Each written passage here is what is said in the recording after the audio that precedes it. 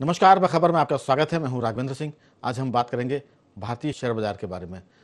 चर्चा की शुरुआत धर्मेंद्र जी आपके साथ। ये जो सारा मामला है, कहते हैं कि शेयर बाजार भी सट्टे की तरह है और उसमें जो ट्रेडिंग करते हैं वो अक्सर रिस्क की जोन में रहते हैं, लेकिन जो रोज के बाजार में डेली ट्रेडिंग करते हैं उनको जरूर दिक्कत होती है। आपकी राय, जिस ढंग से भारतीय शेयर बाजार का मूड है, जिस ढंग से भारतीय निवेशक एग्रेसिवली खरीदारी जब करते हैं मार्केट गिरने के बाद बगैर किसी के डरे, आपको लगता है कि चाहे अमेरिका में टैरिफ प्लान डोनाल्ड ट्रंप कितने भी लगा दें, भारतीय बाजार एक दिन झटके खाता है और दूसरे दिन वो बाउंस बैक करता है? क्या लगता है आपको आने वाले दिनों में क्या स्थिति होगी? राघवेंद्र जी, एक चीज बोलूंगा, जो व्यक्ति गिरने से डरता है वो उड़ने का साहस कभी नहीं कर सकता। वाह, आपने तो वो शेर याद दिला दिया कि गिरते हैं शहसवार मैदान जंग में।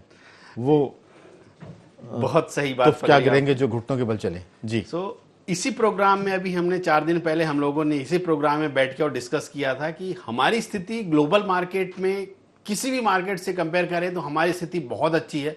उस दिन गिरावट के समय हम लोग डिस्कस कर रहे थे, गिरावट के समय हम सबसे कम गिरने वाले ग्लोबल मार्केट में से एक थे और ये हमारी स्ट्रेंथ को दिखाता है।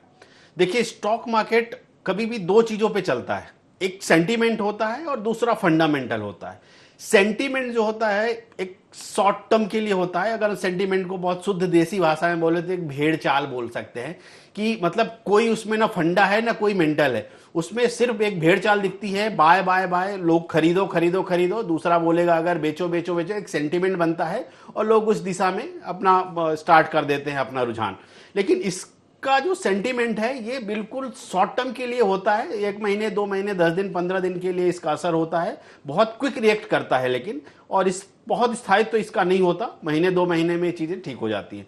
लेकिन जो फंडामेंटल है वो लॉन्ग टर्म तक चलने वाली चीज है और उसका असर काफी दिनों तक रहता है। और चाहे स्टॉक हो, कोई कंपनी हो या कोई कंट्री हो, अगर उसका फंडामेंटल अच्छा है तो सेंटीमेंट 2 दिन 4 दिन 10 दिन से ज्यादा असर नहीं कर सकता।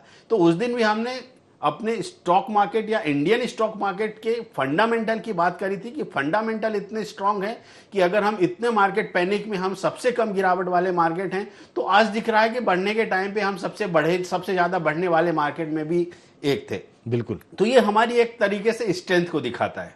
हमें लगता है कि दिन ब दिन ऊंचाइयों की तरफ जा रहा है, उसमें इंडियन निवेशक जो है, भारतीय इन्वेस्टर्स, उनकी भूमिका तो केंद्र में सबसे ज्यादा, वही इस पे अच्छी भूमिका निभा रहे हैं। आपकी राय?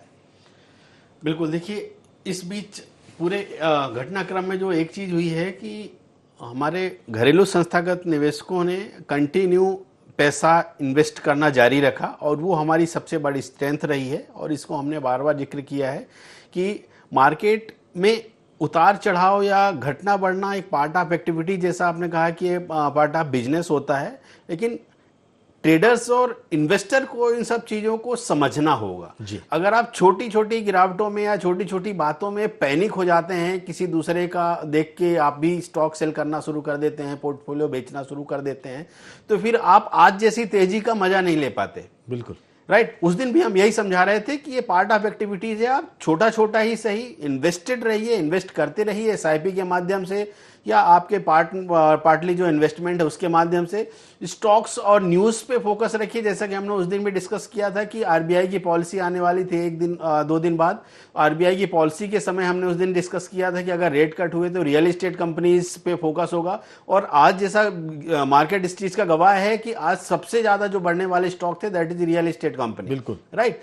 तो इन सब चीजों को एनालिसिस करना होगा, समझना होगा और समझ कर सोच कर डिसीजन लेना होगा। किसी भी तरीके की भेड़ चाल में नहीं आना होगा, ऐसा पैनिक नहीं मचाना होगा, क्योंकि एक चीज का बिलीव होना चाहिए कि हमारे यहाँ के फंडामेंटल, हमारे यहाँ इकोनॉमिक स्थिति दूसरी कंट्री से बहुत बेटर है। इस चीज को बिलीव में रख के और हमको इन्वेस्ट करना पड़ेगा। एक चीज और मैं सलाह दूंगा जी कि बहुत जल्दी रिएक्ट नहीं करना चाहिए। कोई भी बैड न्यूज पे बहुत जल्दी दुखी या निराश नहीं होना चाहिए, बैकफुट पे नहीं आना चाहिए, या कोई भी ऐसा जैसे आज मार्केट बढ़ गया तो बहुत ज्यादा उत्साहित नहीं होना चाहिए।